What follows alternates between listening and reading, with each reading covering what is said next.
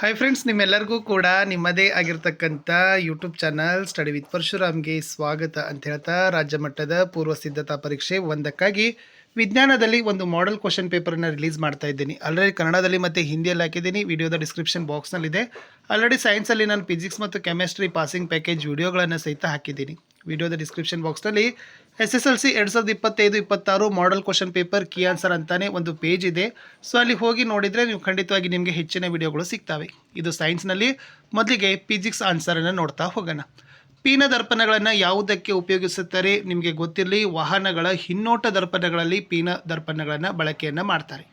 ಪ್ರಶ್ನೆ 2, ಸೂರ್ಯನು ವಾಸ್ತವ ಸೂರ್ಯೋದಯಕ್ಕಿಂತ 2 ನಿಮಿಷಗಳ ಮೊದಲು ಹಾಗೂ ವಾಸ್ತವ ಸೂರ್ಯಾಸ್ತದ 2 ನಿಮಿಷಗಳ ನಂತರವೂ ನಮಗೆ ಗೋಚರಿಸಲು ವಾಯುಮಂಡಲದಲ್ಲಿನ ಯಾವ ಒಂದು ಪ್ರಕ್ರಿಯೆ ಕಾರಣ ಅಂತ ಕೇಳ್ತಾರೆ. ಸೊ ಗೊತ್ತಿರಲಿ ಫ್ರೆಂಡ್ಸ್, ಬೆಳಕಿನ ವಕ್ರೀಭವನ ಅನ್ನೋದು ನೀವು ಗೊತ್ತಿರಬೇಕು. ಒಂದು ಪ್ರಶ್ನೆ ಇದೆ. ಒಂದು ಕುದುರೆಯ ಲಾಳಾಕೃತಿಯ ಕಾಂತದ ಧ್ರುವಗಳ ನಡುವೆ ವಿದ್ಯುತ್ ಪ್ರವಾಹವಿರುವ ಒಂದು ಸಲಾಕೆಯನ್ನು ಇಡಲಾಗಿದೆ. ಸಲಾಕೆಯ ಸ್ಥಾನಪಲ್ಲಟವು ಗರಿಷ್ಠವಾಗಲು ವಿದ್ಯುತ್ ಪ್ರವಾಹದ ದಿಕ್ಕು ಮತ್ತು ಕಾಂತಕ್ಷೇತ್ರದ ದಿಕ್ಕುಗಳ ನಡುವೆ ಇರಬೇಕಾದ ಕೋನ ಅಂತ ಕೇಳಿದರು. ಅದು ಕುದುರೆ ಲಾಳಾಕೃತಿ ಅಂತ ಇದೆ, ಕಾಂತದ ಧ್ರುವಗಳ ನಡುವೆ. ಓಕೆನಾ. ಆಮೇಲೆ ಸೊ ಇಟ್ಟಾಗ ಏನಾಗ್ತದಪ್ಪ ಅಂದ್ರೆ 90 ಡಿಗ್ರಿ ಅಂತ ಬರ್ತದೆ. ಇನ್ನು ಒಂದು ಚಿಹ್ನೆ ಬರಿಬೇಕಿತ್ತು, ರೋಧ. ಸೊ ರೋಧದ ಚಿಹ್ನೆ ಈ ಥರ ಇರ್ತದೆ. ಒಂದು ಕಾಂತೀಯ ಬಲರೇಖೆಗಳ ಮೇಲೆ ಪ್ರಶ್ನೆ ಕೇಳಿದ್ದಾರೆ. 2 ಕಾಂತೀಯ ಬಲರೇಖೆಗಳು ಒಂದನ್ನೊಂದು ಛೇದಿಸೋದಿಲ್ಲ ಏಕೆ ಅಂತ ಕೇಳಿದರು. ಎಸ್, ಒಂದು ವೇಳೆ ಛೇದಿಸಿದರೆ ಛೇದಿಸೋ ಬಿಂದುವಿನಲ್ಲಿ ದಿಕ್ಸೂಚಿಯ ಸೂಜಿ 2 ದಿಕ್ಕುಗಳತ್ತ ನಿರ್ದೇಶಿಸುತ್ತದೆ. ಇದು ಸಾಧ್ಯ ಇಲ್ಲ ಅಂತ ನೀವು ಬರಿಬೇಕು. ಒಂದು ಚಿತ್ರ ಕೊಟ್ಟಿದ್ದಾರೆ. ವಾಹಕದ ತಂತಿಯ P ಬಿಂದುವಿನ ಸುತ್ತ ಹಾಗೂ Q ಬಿಂದುವಿನ ಸುತ್ತ ಉಂಟಾಗೋ ಕಾಂತಕ್ಷೇತ್ರದ ದಿಕ್ಕನ್ನು ಬರೀರಿ ಅಂತ ಕೇಳಿದರು.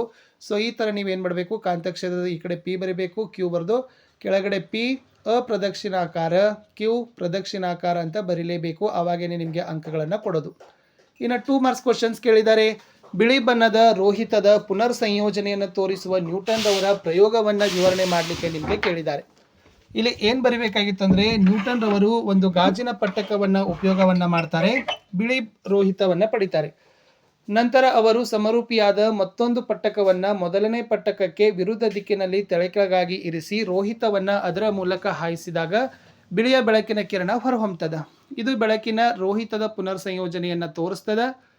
ಆಮೇಲೆ ಮುಂದಿನ ಪ್ರಶ್ನೆ ಇತ್ತು, ಸಮೀಪ ದೃಷ್ಟಿ ಮತ್ತು ದೂರದೃಷ್ಟಿ ನಡುವಿನ ವ್ಯತ್ಯಾಸ. ಇದು ಇಂಪಾರ್ಟೆಂಟ್ ಇದೆ. ಸಮೀಪ ದೃಷ್ಟಿ ಅಂದ್ರೆ ಸಮೀಪದ ವಸ್ತುಗಳನ್ನು ಸ್ಪಷ್ಟವಾಗಿ ಕಾಣ್ತೀವಿ. ದೂರದೃಷ್ಟಿ ಅಂದ್ರೆ ದೂರದ ವಸ್ತುಗಳನ್ನು ಸ್ಪಷ್ಟವಾಗಿ ಕಾಣ್ತೀವಿ. ಸಮೀಪ ದೃಷ್ಟಿಯಲ್ಲಿ ದೂರದ ವಸ್ತುವಿನ ಬಿಂಬ ರೆಟಿನಾದ ಮುಂಭಾಗದಲ್ಲಿ ರೂಪುಗೊಳ್ಳುತ್ತದೆ. ಸಮೀಪದಲ್ಲಿ ವಸ್ತುವಿನ ಬಿಂಬ ರೆಟಿನಾದ ಹಿಂಭಾಗದಲ್ಲಿ ರೂಪುಗೊಳ್ಳುತ್ತದೆ. ದೂರದ ಬಿಂದು ಅನಂತಕ್ಕಿಂತ ಹತ್ತಿರ, ಸಮೀಪದ ಬಿಂದು ತುಂಬ ದೂರ. ಆಮೇಲೆ ಸಮೀಪ ಬಿಂದುವನ್ನು ಕಣ್ಣಿನ ಮಸೂರದ ಸಂಗಮ ದೂರ ತುಂಬ ಚಿಕ್ಕದಾಗಿರ್ತದೆ, ಇಲ್ಲಿ ಏನಾಗಿರ್ತದೆ, ಉದ್ದವಾಗಿರ್ತದೆ. ಆಮೇಲೆ ಸಮೀಪ ದೃಷ್ಟಿಯನ್ನು ನಿಮ್ನ ಮಸೂರ ಮೂಲಕ ಉಪಯೋಗಿಸಿ ಸರಿಪಡಿಸ್ತಾರೆ. ಇದನ್ನು ದೂರದೃಷ್ಟಿ ಪೀನ ಮಸೂರನ್ನು ಉಪಯೋಗಿಸಿ ಸರಿಪಡಿಸ್ತಾರೆ. ಇದು ನಿಮಗೆ ಗೊತ್ತಿರಲೇಬೇಕು. ಎಸ್. ಆಮೇಲೆ ಪೀನ ಮಸೂರದಲ್ಲಿ 2F1 ಚಿತ್ರ ವೆರಿ ಮೋಸ್ಟ್ ಇಂಪಾರ್ಟೆಂಟ್. ನಿಮಗೆ ಭಾಳ ಕೇಳೋದು 2F1 ಪೀನ ಮಸೂರ. ಓಕೆ, ಚೆನ್ನಾಗಿ ಪ್ರಾಕ್ಟೀಸ್ ಮಾಡಿ. ಇದು 2F1ನಲ್ಲಿರ್ತಕ್ಕಂಥದ್ದಿದೆ. ಸೊ ಇದೇ ನೀವು ಚೆನ್ನಾಗಿ ಪ್ರಾಕ್ಟೀಸ್ ಮಾಡಿದರೆ ನಿಮಗೆ ಅರ್ಥ ಆಗ್ತದೆ. ಈ ತನ್ನಾಗಿರ್ತಕ್ಕಂಥ ರೇಖಾಚಿತ್ರವನ್ನು ತೆಗೆದು ಕೆಳಗಡೆ ಬರಿಬೇಕು. ಪ್ರತಿಬಿಂಬ 2F2ನಲ್ಲಿ ಉಂಟಾಗ್ತದೆ. ಸತ್ಯ ಮತ್ತು ತಲೆ ಕೆಳಗಾದ ಪ್ರತಿಬಿಂಬ ಬರ್ತದೆ ಅನ್ನೋದು ಇಂಪಾರ್ಟೆಂಟ್ ಇತ್ತು. ಇನ್ನು ಓಮ್ನ ನಿಯಮವನ್ನು ಬರಿಬೇಕು. ಸ್ಥಿರವಾದ ತಾಪಮಾನದಲ್ಲಿ ವಿದ್ಯುತ್ ಮಂಡಲದಲ್ಲಿನ ರೋಹದ ತಂತಿಯ ನಡುವಿನ ವಿಭವಾಂತರ ಅದರ ಮೂಲಕ ಹರಿಯುವ ವಿದ್ಯುತ್ ಪ್ರವಾಹಕ್ಕೆ ನೇರ ಅನುಪಾತದಲ್ಲಿರ್ತದೆ ಅನ್ನೋದು ಓಮ್ನ ನಿಯಮ ಹೇಳ್ತದೆ. ಮುಂದಿನ ಪ್ರಶ್ನೆ, ವಾಹಕದ ರೋಧ ಅವಲಂಬಿಸಿರೋ ಅಂಶಗಳನ್ನು ಬರೀರಿ ಅಂತ ಕೇಳಿದರು. ಅದು ಯಾವ ಅಂಶಗಳನ್ನು ಅವಲಂಬಿಸಿರ್ತದಪ್ಪ ಅಂದ್ರೆ, ಅದರ ಉದ್ದ, ಅದರ ಅಡ್ಡಕ್ವೈತ, ಅದರ ಪ್ರಾಕೃತಿಕ ಗುಣ, ತಾಪಮಾನ ಅಂತಕ್ಕದ್ದನ್ನು ಬರೆದ್ರೆ ಸಾಕು.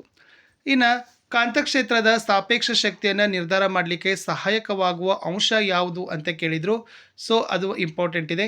ಆಮೇಲೆ ಸೋಲೆನೈಡ್ ಅಂದರೇನು, ಅದನ್ನು ವಿದ್ಯುತ್ ಕಾಂತ ಹೇಗೆ ತಯಾರಿಸ್ತಾರೆ ಅಂತ ಕೇಳಿದ್ದಾರೆ.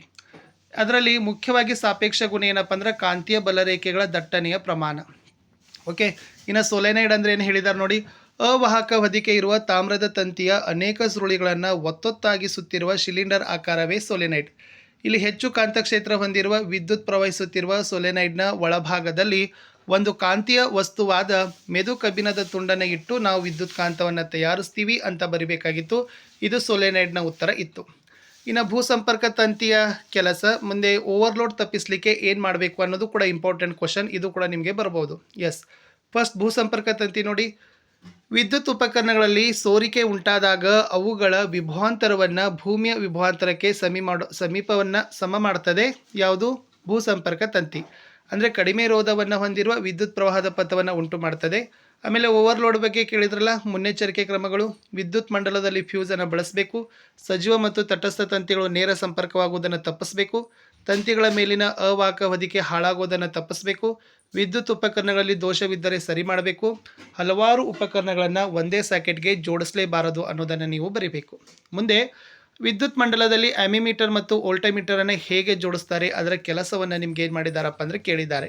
ನೋಡ್ಕೊಂಡು ಬರೋಣ ಉತ್ತರ. ಫಸ್ಟ್ ಆಮಿಮೀಟರನ್ನು ಸರಣಿ ಕ್ರಮದಲ್ಲಿ ಜೋಡಿಸ್ತಾರೆ, ಇನ್ನು ವೋಲ್ಟಮೀಟರನ್ನು ಸಮಾಂತರ ಕ್ರಮದಲ್ಲಿ ಜೋಡಿಸ್ತಾರೆ. ಆಮಿಮೀಟರ್ ಏನು ಮಾಡ್ತದಪ್ಪ ಅಂದರೆ ವಿದ್ಯುತ್ ಮಂಡಲದಲ್ಲಿನ ವಿದ್ಯುತ್ ಪ್ರವಾಹ ಅಳಿತದ. ವೋಲ್ಟಮೀಟರ್ ಎರಡು ಬಿಂದುಗಳ ನಡುವಿನ ವಿಭವಾಂತರವನ್ನು ಅಳಿತದ ಅನ್ನೋದು ಗೊತ್ತಿರಲಿ. ಇನ್ನೊಂದು ಪ್ರಶ್ನೆ ಇದೆ ಇದರಲ್ಲಿ. ಗೃಹ ವಿದ್ಯುತ್ ಮಂಡಲಗಳಲ್ಲಿ ವಿದ್ಯುತ್ ಉಪಕರಣಗಳನ್ನು ಸಾಮಾನ್ಯವಾಗಿ ಸಮಾಂತರ ಕ್ರಮದಲ್ಲಿ ಜೋಡಿಸ್ತಾರೆ. ಕಾರಣವನ್ನು ಕೊಡಿ ಅಂತ ಕೇಳಿದರೆ ಮೋಸ್ಟ್ ಇಂಪಾರ್ಟೆಂಟ್ ಕ್ವಶನ್. ಈ ಸಮಾಂತರ ಮಂಡಲ ವಿದ್ಯುತ್ ಉಪಕರಣಗಳ ಮೂಲಕ ವಿದ್ಯುತ್ ಪ್ರವಾಹವನ್ನು ವಿಭಜಿಸ್ತದೆ. ಯಾವುದಾದರೂ ಒಂದು ಘಟಕ ವಿಫಲವಾದರೆ ಮಂಡಲವು ಕಡಿದು ಹೋಗೋದಿಲ್ಲ, ಉಳಿದ ಘಟಕಗಳು ಕೆಲಸ ಮಾಡ್ತವೆ. ಆ ಮಂಡಲದಲ್ಲಿನ ಒಟ್ಟು ರೋಧ ಕಡಿಮೆ ಮಾಡ್ತದೆ. ವಿಭಿನ್ನ ವಿದ್ಯುತ್ ಉಪಕರಣಗಳಿಗೆ ವಿಭಿನ್ನ ವಿದ್ಯುತ್ ಪ್ರವಾಹ ಅಗತ್ಯವಿರುವ ಸಂದರ್ಭಗಳಲ್ಲಿ ಹೆಚ್ಚು ಸಹಾಯಕವಾಗಿದೆ ಅಂತ ಬರೆದ್ರೆ ಸಾಕು. ಒಂದು ಲೆಕ್ಕ ಇದೆ ನೋಡಿ. ಒಂದು ಗೋಳಿಯ ದರ್ಪಣದ ವಕ್ರತಾ ತ್ರಿಜ್ಯ 36 ಸೆಂಟಿಮೀಟರ್. ಸಂಗಮ ದೂರ ಕಂಡುಹಿಡಬೇಕು. ಇದೇ ಸಂಗಮ ದೂರ ಹೊಂದಿರುವ ಪೀನ ದರ್ಪಣದ ಮುಂದೆ 5 ಸೆಂಟಿಮೀಟರ್ ಗಾತ್ರದ ಒಂದು ಮೇಣದ ಬತ್ತಿಯನ್ನು 27 ಸೆಂಟಿಮೀಟರ್ ದೂರದಲ್ಲಿ ಇಟ್ಟಿದ್ದಾರೆ. ಉಂಟಾದ ಪ್ರತಿಬಿಂಬದ ಸ್ಥಾನ ಸ್ವಭಾವವನ್ನು ಬರಿಬೇಕು. ಪ್ರತಿಬಿಂಬದ ಗಾತ್ರವನ್ನು ಕಂಡುಹಿಡಬೇಕು. ಸೊ ಫಸ್ಟ್ ಇದೇ ಲೆಕ್ಕ ನೋಡ್ಕೊಡ್ರಿ. ಇದರಲ್ಲಿ ಏನು ಕೊಟ್ಟಿದ್ದಾರೆ? ವಕ್ರತಾ ತ್ರಿಜ್ಯ R36, ವಸ್ತುವಿನ ದೂರ U -27, ವಸ್ತುವಿನ ಗಾತ್ರ H 5 ಸೆಂಟಿಮೀಟರ್, ದೂರ V ಕಂಡುಹಿಡಬೇಕು, ಎತ್ತರ H' ಕಂಡುಹಿಡಬೇಕು. ಸೊ ಸಂಗಮ ದೂರ ಕಂಡುಹಿಡಬೇಕಾದ್ರೆ ಸೂತ್ರ F = R/2. R 36 2ಕ್ಕೆ 2 ಇಡ್ರಿ, 2 18 36 ಬರ್ತದೆ. ಆಮೇಲೆ ಇನ್ನು 1/V + 1/U = 1/F, ಅಥವಾ ನಾವು 1/V = 1/F - 1/U ಅಂತಲೂ ಕೂಡ ಬಿಡಿಸ್ಬೋದು. ಆವಾಗ ನಮಗೆ ಫೀ ಸಿಗ್ತದೆ. ಎಷ್ಟು ಬಂತು? 10.8 ಸೆಂಟಿಮೀಟರ್ ಅನ್ನೋ ಉತ್ತರವನ್ನು ನೀವೇನು ಮಾಡಬೇಕಾಗಿತ್ತು? ಕೊಡಬೇಕಿತ್ತು. ಅಂದ್ರೆ ಪ್ರತಿಬಿಂಬದ ದರ್ಪಣದ ಹಿಂದೆ 10.8 ಸೆಂಟಿಮೀಟರ್ ದೂರದಲ್ಲಿದೆ.